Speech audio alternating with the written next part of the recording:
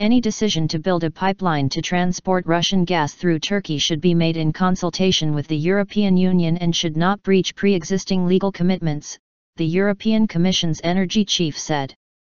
Russia in December abandoned its $40 billion South Stream project after objections from the EU over potential excessive Russian control of European gas supplies through a pipeline that would have passed under the Black Sea to Bulgaria and carried up to an annual 63 billion cubic meters, BCM, of gas to Europe. Instead, Russian gas exporter Gazprom announced in January its intention to build an undersea gas pipeline with the same capacity to an as-yet unbuilt hub on the Turkish-Greek border by the end of 2016.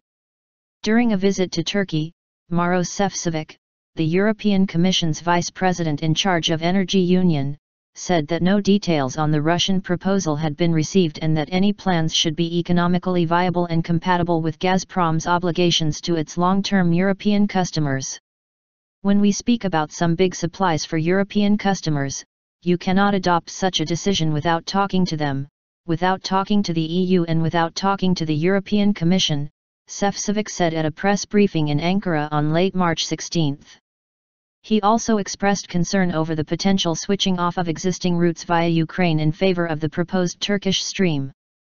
If all this should just change like that, I don't think this is ordinary procedure and that this is how such a big client like the EU should be treated, Sefcovic added.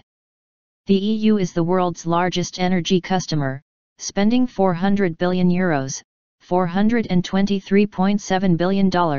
a year on oil and gas imports.